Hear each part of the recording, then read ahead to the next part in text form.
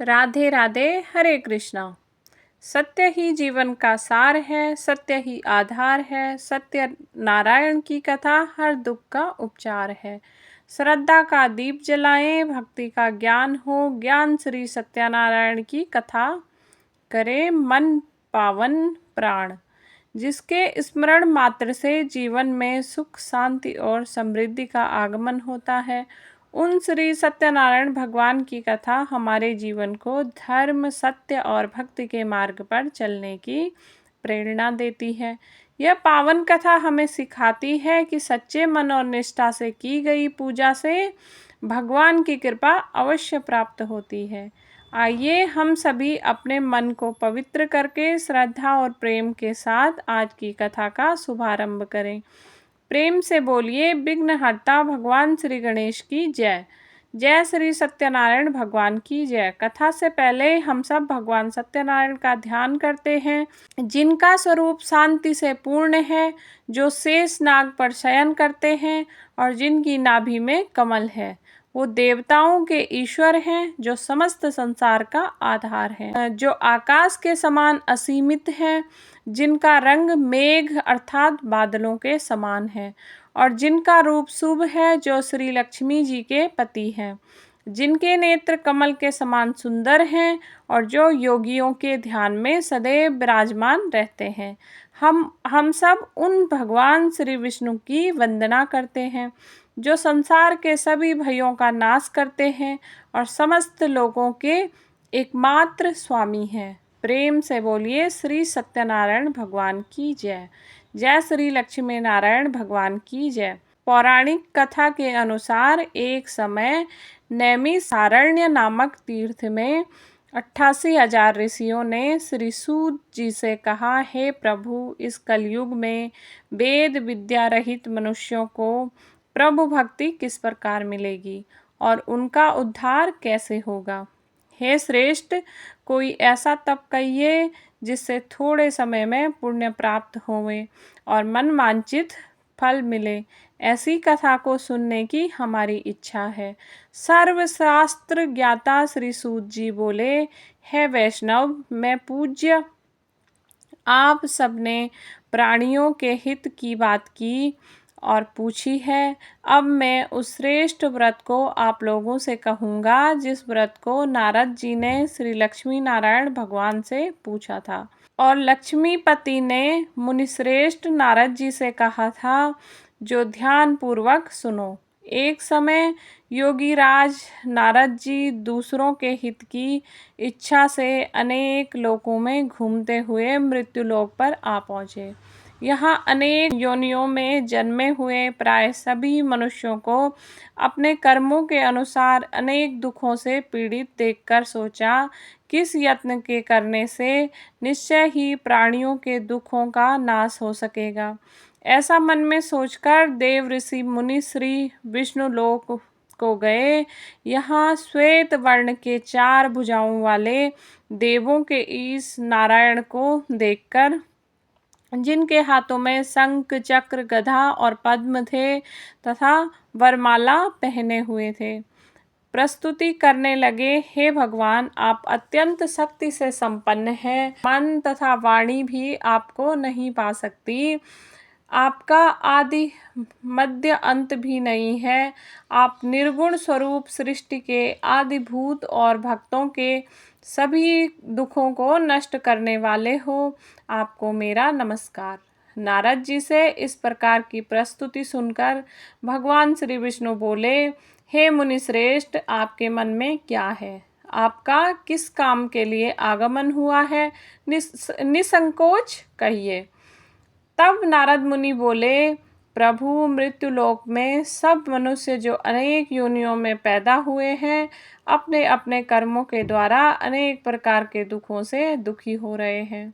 नाथ, यदि आप मुझ पर दया रखते हो तो बताइए कि उन मनुष्यों के सब दुख थोड़े से ही प्रयत्न से कैसे दूर हो सकते हैं। तब श्री विष्णु जी बोले, हे नारद, मनुष्यों की भलाई के लिए तुमने बहुत अच्छी बात पूछी है। जिस काम को करने से मनुष्य मोह से छूट जाता है, वो मैं कहता हूँ। सुनो, बहुत पुण्य देने वाला स्वर्ग तथा मृत्युलोक दोनों में एक अत्यंत उत्तम व्रत है। आज मैं प्रेम बस होकर तुमसे कहता हूँ। श्री सत्यनारायण भगवान का यह व्रत अच्छी तरह विधि पूर्वक करके मनुष्य धरती पर आयु पर्यंत सुख भोग कर मरने पर मोक्ष को प्राप्त होगा। श्री भगवान के वचन सुनकर नारद मुनि बोले, हे भगवान, उस व्रत का फल क्या है, क्या विधान है और किसने यह व्रत किया है और किस दिन यह व्रत करना चाहिए, विस्तार पूर्वक कहिए। भगवान विष्णु बोले, हे नारद, दुख शोक आदि को दूर करने वाला, धन धान्य को बढ़ाने वाला, सौभाग्य तथा संतान को देने वाला यह व्रत सब स्थानों पर विजय करने वाला है। भक्ति और श्रद्धा के साथ किसी भी दिन मनुष्य श्री सत्यनारायण की प्रातः काल के समय ब्राह्मणों और बंधुओं के साथ धर्मपरायण होकर पूजा करे। भक्ति भाव से नैवेद्य, केले का फल, शहद, घी, दूध और गेहूं का आटा सवाया लेवे। गेहूं के अभाव में साटी का चूर्ण भी ले सकते हैं और सब पदार्थों को भगवान को अर्पण कर देवे तथा बंधु बांधवों सहित ब्राह्मणों को भोजन करवाए, पश्चात स्वयं भोजन करे। रात्रि में नित्य गीत आदि का आयोजन कर सत्यनारायण भगवान का ध्यान करते हुए समय बिताए। इस तरह से व्रत करने पर मनुष्य की इच्छा निश्चय पूरी होती है। विशेष रूप से कलिकाल में भूमि पर यही मोक्ष का सरल उपाय है। प्रेम से बोलिए, श्री सत्यनारायण भगवान की जय। जय श्री सत्यनारायण व्रत कथा। व्रत कथा का प्रथम अध्याय संपूर्ण। दूसरा अध्याय श्री सूत जी बोले, हे ऋषियों, जिसने पहले समय में इस व्रत को किया है उसका इतिहास कहता हूँ। ध्यान पूर्वक सुनो। सुंदर काशीपुरी नगरी में एक अत्यंत निर्धन ब्राह्मण रहता था। वह भूख और प्यास से बेचैन हुआ नित्य पृथ्वी पर घूमता था। ब्राह्मणों से प्रेम करने वाला भगवान ने ब्राह्मण को दुखी देखकर बूढ़े ब्राह्मण का रूप धरकर उसके पास जाकर आदर पूर्वक पूछा, हे विप्र, तुम नित्य दुखी होकर पृथ्वी पर क्यों घूमते हो? हे ब्राह्मण, यह सब मुझसे कहो, मैं सुनना चाहता हूँ। तब वह ब्राह्मण बोला, मैं निर्धन ब्राह्मण हूँ, भिक्षा के लिए पृथ्वी पर फिरता हूँ। हे भगवान, यदि आप इससे छुटकारा पाने का कोई उपाय जानते हो तो कृपा करके मुझे बताएं। वृद्ध ब्राह्मण बोला, हे विप्र, सत्यनारायण भगवान मनोवांछित फल देने वाले हैं, इसलिए तुम उनका पूजन करो, जिसके करने से मनुष्य सब दुखों से मुक्त हो जाता है। तब ब्राह्मण को व्रत का सारा विधान बतला।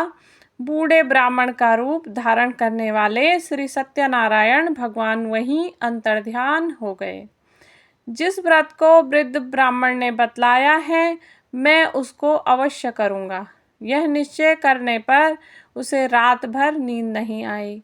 सवेरे उठकर सत्यनारायण भगवान के व्रत का निश्चय कर वह भिक्षा के लिए चला गया। उस दिन उसको भिक्षा में बहुत सारा धन मिला, जिससे बंधु बांधव के साथ उसने सत्यनारायण भगवान का व्रत किया। इसके करने से वह ब्राह्मण सब दुखों से छूटकर अनेक प्रकार की संपत्तियों से युक्त हुआ। उस समय से वह ब्राह्मण हर मास व्रत करने लगा। इस तरह सत्यनारायण भगवान के व्रत को जो भी करेगा वह मनुष्य सब दुखों से छूट जाएगा। इस तरह नारद जी ने सत्यनारायण भगवान का कहा हुआ यह व्रत मैंने तुमसे कहा। हे विप्रों, मैं अब और क्या कहूँ। तब ऋषिगण बोले, हे मुनीश्वर, संसार में इस ब्राह्मण से सुनकर किस किस ने इसको किया, वह भी हम सुनना चाहते हैं। इसके लिए हमारे मन में अत्यंत जिज्ञासा हो रही है। सूत जी बोले, हे मुनियों, जिसने इस व्रत को किया है वह सब भी सुनो। एक समय वह ब्राह्मण धन और ऐश्वर्य के अनुसार बंधु बांधव के साथ व्रत करने को तैयार हुआ। उसी समय एक लकड़ी बेचने वाला बूढ़ा आदमी आया और बाहर लकड़ियों को रखकर ब्राह्मण के मकान में गया। प्यास से दुखी होकर लकड़हारा उनको व्रत कर देखकर ब्राह्मण को नमस्कार करके कहने लगा, यह आप क्या कर रहे हैं? इसके करने से क्या फल मिलता है? कृपया करके मुझको बताइए। ब्राह्मण ने कहा, सब मनोरथ को पूर्ण करने वाला यह सत्यनारायण भगवान का व्रत है। इसकी ही कृपा से मेरे यहाँ धन धान्य आदि की वृद्धि हुई है। ब्राह्मण से इस व्रत के बारे में जानकर लकड़हारा अत्यंत प्रसन्न हुआ। चरणामृत लेकर प्रसाद ग्रहण करने के बाद वह अपने घर को गया। अगले दिन लकड़हारा ने अपने मन में इस प्रकार का संकल्प लिया कि आज गांव में लकड़ी बेचने से जो धन मिलेगा उसी से सत्यनारायण भगवान का उत्तम व्रत करूंगा। ऐसा मन में निश्चय कर वह बूढ़ा आदमी लकड़ियां अपने सिर पर रखकर जिस नगर में धनवान लोग रहा करते थे, ऐसे सुंदर नगर में गया। उस दिन वहां पर उसने उन लकड़ियों का दाम पहले से चौगुना मिला। तब वह लकड़हारा दाम लेकर अति प्रसन्न होकर पके केले, शक्कर, घी, दूध, दही, गेहूं का चूर्ण इत्यादि सत्यनारायण भगवान की कुछ सामग्रियों को लेकर अपने घर गया। फिर उसने अपने परिवारजनों को बुलाकर विधि विधान के साथ भगवान का पूजन और व्रत किया। उस व्रत के पुण्य प्रभाव से वह बूढ़ा लकड़हारा धन, पुत्र आदि से युक्त हुआ और संसार के समस्त सुख भोगकर अंत में वैकुंठ लोक को चला गया। श्री सत्यनारायण भगवान की जय। श्री सत्यनारायण व्रत का दूसरा अध्याय संपूर्ण। तीसरा अध्याय। श्री सूत जी बोले, हे श्रेष्ठ मुनियों, अब आगे की कथा कहता हूँ। सुनो, पहले समय में उल्कामुख नाम का एक बुद्धिमान राजा रहा करता था। वह सत्यवक्ता और जितेंद्रिय था। प्रतिदिन देव स्थानों पर जाता और गरीबों को धन देकर उनके कष्ट दूर करता था। उसकी पत्नी कमल के समान मुख वाली और सती साध्वी थी। पुत्र प्राप्ति के लिए भद्रशिला नदी के तट पर उन दोनों ने सत्यनारायण भगवान का व्रत किया। उस समय वहाँ एक साधु नामक वैश्य आया। उसके पास व्यापार के लिए बहुत सारा धन था। वह नाव को किनारे पर ठहराकर राजा के पास गया और राजा को व्रत करते देखकर विनय के साथ पूछने लगा, हे राजन, भक्ति युक्त चित्त से आप क्या कर रहे हैं? मेरी सुनने की इच्छा है, सो आप मुझे यह बताइए। तब राजा बोला, हे वैश्य, अपने बांधव के साथ पुत्रादि की प्राप्ति के लिए यह महाशक्तिमान सत्यनारायण भगवान का व्रत और पूजन मैं कर रहा हूँ। राजा के वचन सुनकर साधु आदर से बोला, हे राजन, मुझसे भी इसका सब विधान कहो, मैं भी आपके कहे अनुसार इस व्रत को अवश्य करूँगा। मेरी भी कोई संतान नहीं है और मुझे विश्वास है कि इस व्रत को करने से निश्चय ही मुझे संतान प्राप्ति होगी। तब राजा ने सब विधान सुनकर व्यापार से निवृत्त होकर वह आनंद के साथ अपने घर को गया। साधु ने अपनी स्त्री को संतान देने वाले इस व्रत को सुनाया और प्रण किया कि जब मेरे यहाँ संतान हो तब मैं इस व्रत को करूँगा। साधु ने ऐसे वचन अपनी पत्नी लीलावती से कहे। एक दिन उसकी पत्नी कर श्री सत्यनारायण भगवान की कृपा से गर्भवती हो गई और 10वें महीने में उसके एक सुंदर कन्या का जन्म हुआ। वह कन्या दिनों दिन इस तरह बढ़ने लगी जैसे शुक्ल पक्ष की चंद्रमा बढ़ता है। कन्या का नाम कलावती रखा गया। तब लीलावती ने मीठे शब्दों में अपने पति से कहा कि स्वामी, जो आपने संकल्प लिया था कि मैं संतान होने पर सत्यनारायण भगवान का व्रत करूंगा, अब आप उसे करिए। साधु बोला, हे प्रिय, इसके विवाह पर करूंगा। इस प्रकार अपनी पत्नी को आश्वासन देकर वह नगर को चला गया। अब कलावती अपने पिता के घर में रहकर बड़ी हो रही थी। एक दिन साधु ने जब नगर में सखियों के साथ अपनी पुत्री को देखा तो तुरंत दूत को बुलाकर कहा कि पुत्री के लिए कोई सुयोग्य वर देखकर लाओ। साधु की आज्ञा पाकर दूत कंचन नगर पहुंचा। वहां पर बहुत खोजकर, बहुत देखभाल कर कन्या के लिए सुयोग्य वणिक पुत्र को ले आया। उस सुयोग्य युवक को देखकर साधु ने अपने बंधु बांधव सहित प्रसन्नचित्त होकर अपनी पुत्री का विवाह उसके साथ कर लिया। किंतु दुर्भाग्य से विवाह के समय भी वह उस व्रत को करना भूल गया। तब श्री सत्यनारायण भगवान क्रोधित हो गए और साधु को श्राप दे दिया कि तुम्हें दारुण दुख प्राप्त होगा। अपने कार्य में कुशल साधु वैश्य अपने जमाता सहित समुद्र के समीप स्थित रत्नपुर नगर में गया और वहां दोनों ससुर जमाई चंद्रकेतु राजा के उस नगर में व्यापार करने लगे। एक दिन भगवान सत्यनारायण की माया से प्रेरित कोई चोर राजा का धन चुराकर भागा जा रहा था, किंतु राजा के दूतों को आता देख चोर घबराकर भागते हुए धन को वहीं चुपचाप छोड़कर चले गए जहां वे ससुर और जवाई ठहरे हुए थे। जब दूतों ने उन साधु वैश्य के पास राजा के धन को रखा हुआ देखा तो वे उन्हीं को चोर समझकर दोनों को बांध कर ले गए और राजा के पास जाकर बोले, हे राजन, यह दोनों चोर हमने पकड़कर लाए हैं, देखकर राजा आज्ञा दीजिए। तब राजा ने आज्ञा से उनको कठोर कारावास में डाला दिया और उनका सब धन भी छीन लिया। सत्यनारायण भगवान के श्राप के कारण साधु वैश्य की पत्नी और पुत्री भी इधर घर में बहुत दुखी रहने लगी। उनके घर में जो भी धन रखा था चोर चुरा कर ले गए। शारीरिक और मानसिक पीड़ा तथा भूख प्यास से अति दुखी होकर और अन्न की चिंता में कलावती एक दिन एक ब्राह्मण के घर गई। वहां उसने सत्यनारायण भगवान का व्रत होते देखा, फिर कथा सुनी और प्रसाद ग्रहण करके रात होने पर वह घर आई। तब उसकी माता ने कलावती से पूछा, हे पुत्री, तू अब तक कहाँ थी और तेरे मन में क्या है? कलावती कहने लगी, माते, मैंने एक ब्राह्मण के घर में श्री सत्यनारायण भगवान का व्रत होते हुए देखा। कन्या के ऐसे वचन सुनकर लीलावती भगवान के पूजन की तैयारी करने लगी। लीलावती ने परिवार और बंधुओं सहित श्री सत्यनारायण भगवान का पूजन किया और वर मांगा कि मेरे पति और दामाद शीघ्र घर वापस आ जाएं। साथ ही प्रार्थना की, हम सब का अपराध क्षमा करो।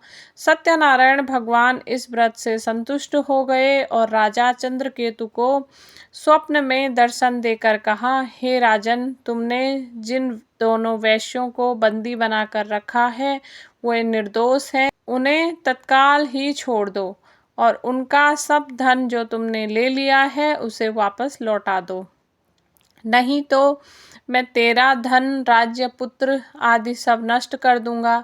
राजा से ऐसे वचन कहकर भगवान अंतर्ध्यान हो गए। प्रातःकाल राजा चंद्रकेतु ने सभा में अपने स्वप्न सुनाया और फिर दोनों वणिक पुत्रों को कैद से मुक्त कर सभा में बुलाया। दोनों ने आते ही राजा को नमस्कार किया। राजा मीठे वचनों से बोला, हे महान भावों, तुम्हें ऐसा कठिन दुख प्राप्त हुआ, अब तुम्हें कोई भय नहीं। ऐसा कहकर राजा ने उनको नए नए वस्त्र आभूषण पहनाए और उनका जितना धन लिया था उससे दोगुना धन देकर आदर सहित विदा कर दिया। तब वे दोनों वैश्य अपने घर को चल दिए। श्री सत्यनारायण भगवान की जय। श्री सत्यनारायण व्रत का 3रा अध्याय संपूर्ण।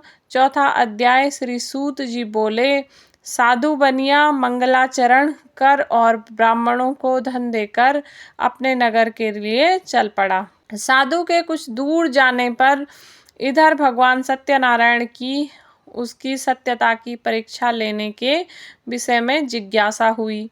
तब वे एक दंडी का भेष बनाकर उस बनिए के सामने गए और पूछा, साधो, तुम्हारी नाव में क्या भरा है?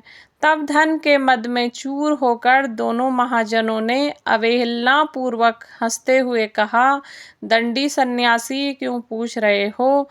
क्या कुछ मुद्रा लेने की इच्छा है? हमारी नाव में तो लता और पत्ते आदि भरे हैं।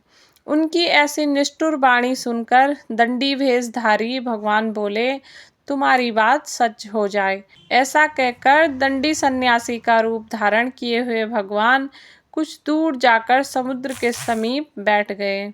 दंडी स्वामी के चले जाने पर नित्य क्रिया करने के बाद उतराई हुई यानी कि जल में ऊपर की ओर उठी हुई नौका देखकर साधु अत्यंत आश्चर्य में पड़ गया और नाव में लता और पता देखकर मूर्छित होकर पृथ्वी पर गिर पड़ा। होश आने पर वणिक पुत्र चिंतित हो गया। तब उसके दामाद ने इस प्रकार कहा कि पिताजी, आप शोक क्यों करते हैं? दंडी ने श्राप दे दिया। इस स्थिति में वे ही चाहें तो सब कुछ सही कर सकते हैं, इसमें संशय नहीं। अतः उन्हीं की शरण में हमको चलना चाहिए और वही मन की इच्छा पूर्ण होगी। दामाद की बात सुनकर वह साधु और बनिया उनके पास गए। वहां दंडी को देखकर उसने भक्तिपूर्वक उन्हें प्रणाम किया।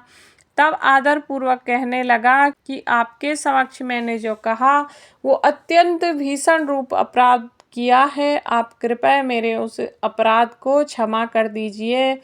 ऐसा कहकर बार बार प्रणाम करके वह महान शोक से व्याकुल हो गया। दंडी ने उस बनिए को रोते हुए देखकर कहा, हे मूर्ख, रो मत, मेरी बात सुनो। मेरी पूजा से उदासीन होने के कारण तथा मेरी आज्ञा से ही तुमने बार बार दुख प्राप्त किया है। भगवान की ऐसी वाणी सुनकर वह उनकी स्तुति करने लगा। साधु ने कहा, हे प्रभु, यह आश्चर्य की बात है कि आपकी माया से मोहित होने के कारण ब्रह्मदेवी भी आपके गुणों के रूपों को यथावत रूप से नहीं जान पाते हैं। फिर मैं मूर्ख आपकी माया से मोहित होने के कारण भला कैसा जान सकता हूँ। प्रभु, आप मुझ पर कृपा कीजिए, मुझ पर प्रसन्न होइए। मैं अपनी धन संपत्ति के अनुसार आपकी पूजा करूँगा। मैं आपकी शरण में हूँ। मेरा जो नौका में स्थित पूरा धन था उसकी और मेरी रक्षा करें। आप उस बनिए की भक्ति युक्त वाणी सुनकर भगवान जनार्दन संतुष्ट हो गए। भगवान जनार्दन उसे अभीष्ट वर प्रदान कर वहीं अंतर्ध्यान हो गए। इसके बाद वह साधु अपनी नौका में चढ़ा और उसे धन धान्य से भरी हुई देखकर भगवान सत्यदेव की कृपा से हमारा मनोरथ सफल हो गया। ऐसा कहकर स्वजनों के साथ उसने भगवान की विधिवत पूजा की। भगवान श्री सत्यनारायण की कृपा से वह आनंद से परिपूर्ण हो गया और नाव को प्रयत्न पूर्वक संभाल कर उसने अपने देश के लिए प्रस्थान किया। साधु बनिए ने अपने दामाद से कहा, वह देखो, मेरी रत्नपुरी नगरी दिखाई दे रही है। इसके बाद उसने अपने धन के रक्षक दूत को अपने आने का समाचार देने के लिए अपनी नगरी में भेजा। उसके बाद उस दूत ने नगर में जाकर साधु की पत्नी को हाथ जोड़कर प्रणाम किया और उसके लिए अभीष्ट बात की। सेठ जी अपने दामाद और बंधु वर्ग के साथ बहुत सारे धन या धानी से संपन्न होकर नगर के निकट पधार गए हैं। दूत के मुख से यह बात सुनकर वह अत्यंत आनंदित हुई और उस साध्वी ने श्री सत्यनारायण की पूजा करके अपनी पुत्री से कहा, पुत्री, मैं साधु के दर्शन करने जा रही हूँ, तुम भी जल्दी आना। माता का ऐसा वचन सुनकर व्रत को समाप्त करके प्रसाद का परित्याग करके कलावती भी अपने पति के यहाँ दर्शन करने के लिए चल पड़ी। इससे भगवान सत्यनारायण रूठ गए और उन्होंने उसके पति को तथा नौका को धन के साथ हरण करके जल में डुबो दिया। इसके बाद कलावती कन्या अपने पति को न देखकर महान शोक से रुदन करती हुई पृथ्वी पर गिर पड़ी। भयभीत मन से साधु बनिए ने सोचा, यह क्या आश्चर्य हो गया। नाव का संचालन करने वाले भी सभी चिंतित हो गए। इसके बाद वह लीलावती भी कन्या को देखकर दुख से व्याकुल हो गई और अत्यंत दुख से विलाप करती हुई अपने पति से इस प्रकार बोली, स्वामी, अभी अभी नौका के साथ वह अदृश्य कैसे हो गया? न जाने किस देवता की उपेक्षा से वह नौका हरण कर ली गई, या फिर श्री सत्यनारायण का महात्म्य में भला कौन जान सकता है। ऐसा कहकर वह अपने परिवारजनों के साथ विलाप करने लगी और कलावती कन्या को गोद में लेकर रोने लगी। कलावती भी अपने पति के नष्ट हो जाने पर दुखी हो गई और पति की पादुका लेकर उनका अनुगमन करने के लिए उसने मन में निश्चय किया। कन्या के इस प्रकार के आचरण को देखकर पत्नी सहित वह धर्म से साधु बनिया अत्यंत शोक व्याकुल हो गया और सोचने लगा, ये तो भगवान सत्यनारायण ने अपहरण किया है, या फिर हम सभी भगवान सत्यदेव की माया से मोहित हो गए हैं।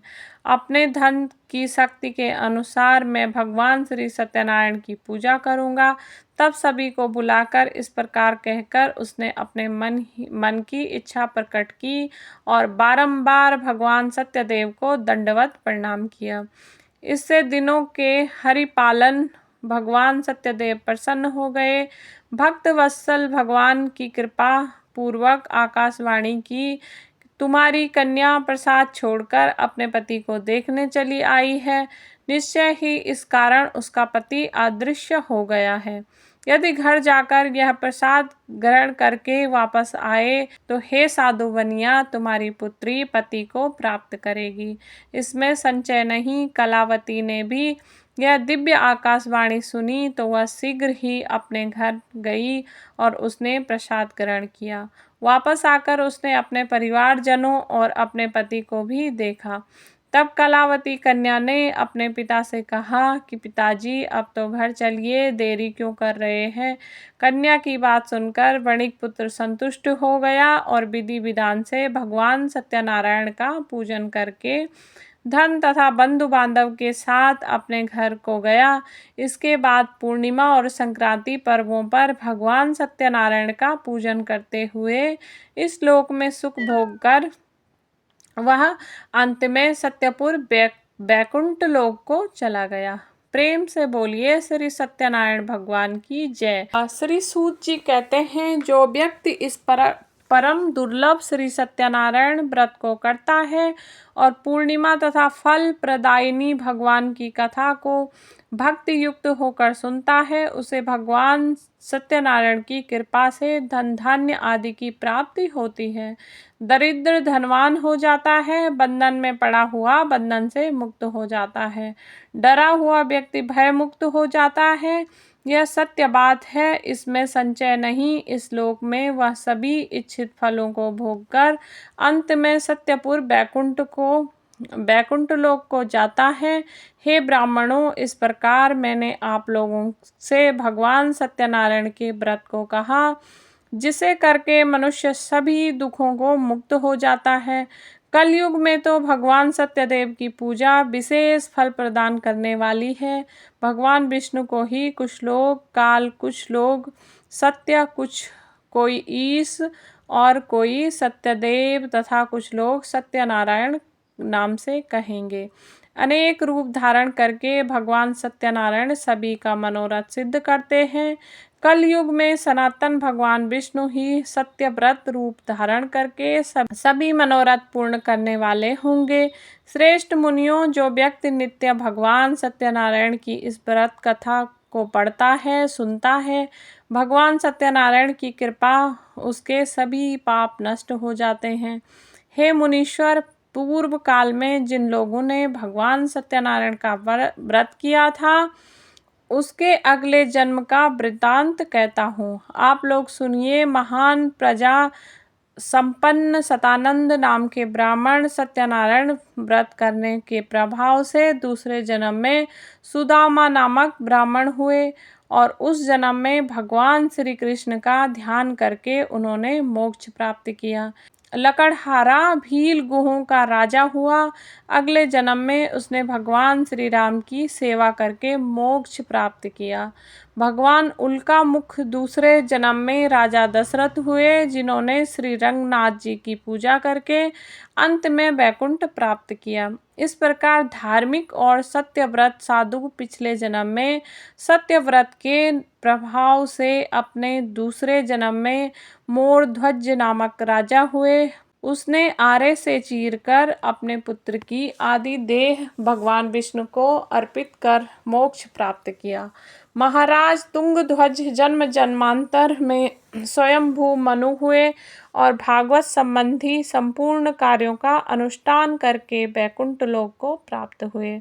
जो गोपगण थे वे सब जन्म जन्मांतर में ब्रजमंडल में निवास करने वाले गोप हुए और सभी राक्षसों का संहार करके उन्होंने भी भगवान का शाश्वत धाम गोलोक प्राप्त किया। प्रेम से बोलिए श्री सत्यनारायण भगवान की जय, श्री लक्ष्मी नारायण भगवान की जय। श्री सत्यनारायण भगवान का 5वां अध्याय संपूर्ण और इसी के साथ कथा भी समाप्त हुई। जय श्री राधे।